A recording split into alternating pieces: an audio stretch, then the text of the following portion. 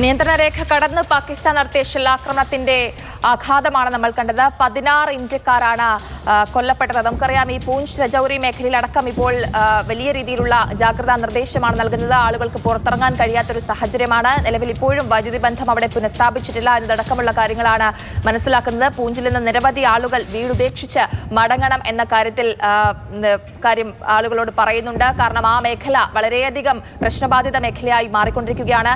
എന്തായാലും പാകിസ്ഥാന്റെ ഭാഗത്ത് നിന്ന് ഇന്ന് പുലർച്ചെയും വീണ്ടും പ്രകോപനമുണ്ടായി എന്നുള്ള കാര്യമാണ് നമ്മൾ മനസ്സിലാക്കുന്നത്. അർജുൻ പീതാംബരൻ തുടരുന്നുണ്ട് നമുക്കൊപ്പം. അർജുൻ, ഒമർ അബ്ദുള്ള ജമ്മുവിലേക്ക് സ്ഥിതിഗതികൾ വിലയിരുത്താനായി പോകുമെന്നൊരു വാർത്ത പുറത്തു വന്നിരുന്നു. അദ്ദേഹത്തിന് ട്വീറ്റ് ചെയ്തിരുന്നു. നമുക്കറിയാം, ധാരാളം നാശനഷ്ടങ്ങൾ ഈ ഒരു മേഖലയിൽ ഉണ്ടായിരിക്കും. കാരണം പാകിസ്ഥാന്റെ ഭാഗത്ത് നിന്ന് ഇപ്പോഴും പ്രകോപനങ്ങൾ തുടർക്കഥയാവുകയാണ്. കാരണം എത്രമാത്രം തിരിച്ചടി നമ്മൾ കൊടുത്തിട്ടും അതിലൊന്നും പാഠം പഠിക്കാതെ വീണ്ടും വീണ്ടും വീണ്ടും ഇന്ത്യയെ പ്രകോപിപ്പിക്കുന്ന നീക്കങ്ങളാണ് പാകിസ്ഥാന്റെ ഭാഗത്ത് നിന്ന് ഉണ്ടാകുന്നത്. ജയലക്ഷ്മി, ജമ്മുവിനെ സംബന്ധിച്ച് നമ്മൾ മനസ്സിലാക്കേണ്ട ഒരു കാര്യം, അവിടെ നാശനഷ്ടങ്ങൾ ഉണ്ടായിട്ടില്ല. ഡ്രോണുകൾ ഉപയോഗിച്ച് ആക്രമണം നടത്താൻ ശ്രമിച്ചു. പക്ഷേ ആ ആക്രമണ ശ്രമങ്ങളെല്ലാം തന്നെ ഇന്ത്യ പൊളിച്ചടുക്കിയിട്ടുമുണ്ട്.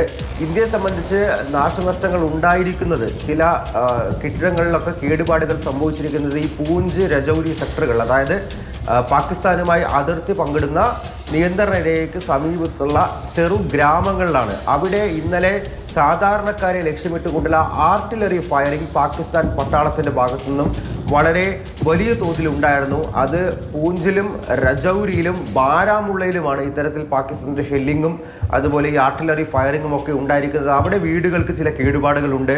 ചില ചെറിയ രീതിയിലെങ്കിലും ഭാഗികമായൊക്കെ ചെറിയ കേടുപാടുകൾ സംഭവിച്ചിട്ടുണ്ട്.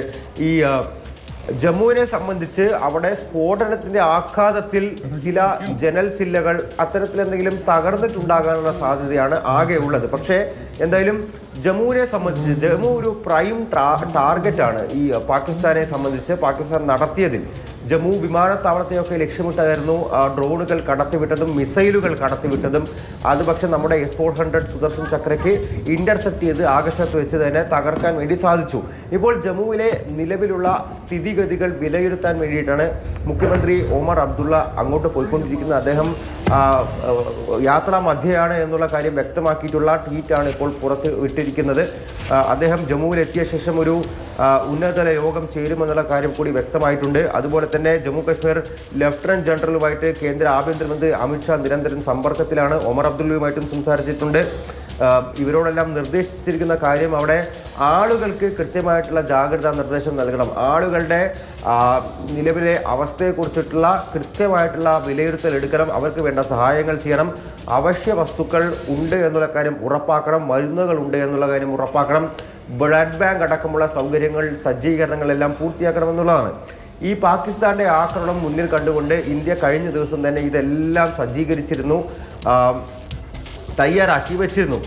ജമ്മു കാശ്മീർ ഇപ്പോഴും ഒരു പ്രൈം ടാർഗറ്റാണ് പാകിസ്ഥാനെ സംബന്ധിച്ച്. ഇനിയും ആക്രമണങ്ങൾ ഉണ്ടാകാം, ഡ്രോൺ ആക്രമണങ്ങളും മിസൈൽ ആക്രമണവും ഉണ്ടാകാം. അതിർത്തി കടന്ന് ഒരുപക്ഷെ ഇനിയും F-16 ജെറ്റുകൾ, പോർ വിമാനങ്ങൾ വന്നേക്കാം. അത്തരത്തിലുള്ള റിപ്പോർട്ടുകളും എന്തായാലും ഇന്റലിജൻസ് വിവരങ്ങൾ എന്തായാലും ഇന്ത്യ പക്കലുണ്ട്. അതിൻ്റെ ഭാഗമായിട്ടുള്ള സൈനിക നീക്കങ്ങൾ ഇപ്പോൾ ഇന്ത്യ നടത്തിക്കൊണ്ടിരിക്കുന്നു. ഇന്ന് പുലർച്ചെ ഡ്രോൺ ആക്രമണത്തിന് വേണ്ടിയിട്ടുള്ള ശ്രമങ്ങൾ നടത്തി. അതും നമ്മൾ പൊളിച്ചടുക്കി. അങ്ങനെ ഇനി എത്ര ഇങ്ങോട്ട് കടന്നു കയറി വന്നാലും അതെല്ലാം ആകാശത്ത് വെച്ച് തന്നെ, അതായത് നിലം തൊടാതെ തകർത്തെറിയാൻ കഴിയുമെന്നുള്ള വിശ്വാസം ഇന്ത്യയെ സംബന്ധിച്ചുണ്ട്. അത് സാധ്യമാക്കിക്കൊണ്ടുള്ള നിരവധി കാര്യങ്ങൾ ഇപ്പോൾ നമ്മൾ കണ്ടതുമാണ്. ഇന്ത്യൻ ആംഡ് ഫോഴ്സസിൻ്റെ കാര്യമാണ് എടുത്തു പറയുന്നത്. അതിർത്തിയിൽ ഇന്ത്യ ശക്തമായി അടിച്ചുകൊണ്ടിരിക്കുന്നു. ഇപ്പോഴും പൂഞ്ചിലും രജൌരിയിലും ബാരാമുള്ളയിലും ഷെല്ലിംഗ് കഴിഞ്ഞ രാത്രി വരെ ഇന്ത്യയും നടത്തിയിട്ടുണ്ടായിരുന്നു. പക്ഷേ ഇപ്പോൾ ഷെല്ലിംഗ് അല്ല, പാകിസ്ഥാൻ പോസ്റ്റുകൾക്ക് നേരെ വെടിവെപ്പാണ് ഉണ്ടാകുന്നത്. ഷെല്ലിംഗ് നടത്തിയത് പ്രധാനമായിട്ടും ഈ പറയുന്ന കോട്ട്ല ഭാഗത്തും അതുപോലെ തന്നെ മുസഫറാബാദ് ഭാഗങ്ങളിലുമൊക്കെയാണ്. അതായത് പാകിസ്ഥാൻ ഒക്കുപ്പൈഡ് കശ്മീർ, പാക് അധീന കശ്മീർ ഭാഗങ്ങളിലേക്കാണ്. ഇവിടെയെല്ലാം തന്നെ ഇപ്പോൾ കനത്ത ജാഗ്രത തുടരുന്നുണ്ട്. എന്തായാലും ഇനിയും ആക്രമണം ഉണ്ടാകുമോ എന്നുള്ള കാര്യം ഉറ്റുനോക്കപ്പെടുന്നു. അത്തരത്തിലുള്ള മുന്നറിയിപ്പ് നിർദ്ദേശങ്ങളും ജനങ്ങൾക്ക് നൽകിയിട്ടുണ്ട്. കാരണം ഇന്ത്യ ശക്തമായ പ്രതിരോധമാണ് നടത്തുന്നത്. കാരണം ഇന്ത്യൻ മണ്ണിൽ ഇന്ത്യൻ മക്കൾക്ക് യാതൊരുവിധ പോറലുമേൽക്കാതെയുള്ള പ്രതിരോധമാണ് ഇന്ത്യ പാകിസ്ഥാന് നൽകിക്കൊണ്ടിരിക്കുന്നത്. കാരണം ജമ്മു കശ്മീരാണ് പാകിസ്ഥാന്റെ പ്രധാന ടാർഗറ്റ് എന്നുള്ളത് നമുക്കറിയാം. അവിടെ കാര്യമായ നാശനഷ്ടങ്ങളൊന്നും തന്നെ ഉണ്ടായിട്ടില്ല എന്നുള്ളതാണ് നമുക്ക് മനസ്സിലാക്കാൻ സാധിക്കുന്നത്. കാരണം പൂഞ്ച് രജൌരി മേഖലകളിലാണ് ഇപ്പോൾ അവിടുത്തെ ഗ്രാമങ്ങളിലാണ് കുറെയെങ്കിലും നഷ്ടങ്ങൾ വന്നിട്ടുണ്ട് എന്ന് പറയാനാവുക. ആ മേഖലകളിലൊക്കെ കനത്ത ജാഗ്രതാ നിർദ്ദേശവും നൽകിയിട്ടുണ്ട്. എന്തായാലും പാക് ഭീകര ശൃംഖലയെ തകർക്കുക എന്ന ഒറ്റ ലക്ഷ്യത്തിലാണ് ഇന്ത്യ ഈ ഓപ്പറേഷൻ സിന്ദൂർ എന്ന ദൗത്യം ആരംഭിച്ചിട്ടുള്ളത്. നമുക്കറിയാം, ഒരു സിവിലിയനെ പോലും ലക്ഷ്യം വെക്കാതെയാണ് ഇന്ത്യയുടെ പ്രത്യാക്രമണം. തുടക്കം തൊട്ട് തന്നെ നമ്മൾ പറയുന്നതും അത് തന്നെയാണ്. പഹൽഗാമാണ് ഈ ഒരു പ്രത്യാക്രമണങ്ങൾക്ക് ഇടയാക്കിയത്. പാകിസ്ഥാന്റെ ഭാഗത്ത് നിന്ന് കരുതിക്കൂട്ടിയുള്ള ഇത്രയേറെ തിരിച്ചടികൾ, നമ്മൾ അതിശക്തമായ തിരിച്ചടികൾ നൽകിയിട്ടും പാഠം പഠിക്കാതെ വീണ്ടും ഇന്ന് പുലർച്ചെ 4:15 വീണ്ടും ആക്രമണം നടത്തുക, പ്രകോപനം നടത്തുക എന്ന രീതിയാണ് പാകിസ്ഥാൻ തുടരുന്നത്. ഇവിടുത്തെ സാധാരണക്കാരെ ലക്ഷ്യം വെക്കുകയാണ് പാകിസ്ഥാൻ ചെയ്യുന്നത്.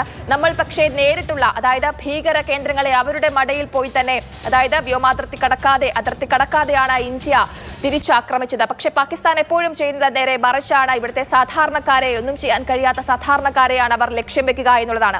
നമുക്കറിയാം, ജമ്മു കശ്മീരിനൊപ്പം മറ്റ് അതിർത്തി സംസ്ഥാനങ്ങളിലും ഇപ്പോൾ കനത്ത ജാഗ്രത തുടരുകയാണ്. രാവിലെ 4 മണിവരെ ലൈറ്റുകൾ തെളിയിക്കരുത് എന്നതടക്കമുള്ള നിർദ്ദേശങ്ങളായിരുന്നു നൽകിയിരുന്നത്. ഇന്ത്യൻ നഗരങ്ങളെ പാകിസ്ഥാൻ ലക്ഷ്യമിട്ട സാഹചര്യത്തിലായിരുന്നു ഈ ഒരു അതിജാഗ്രതാ നിർദ്ദേശം വന്നത്.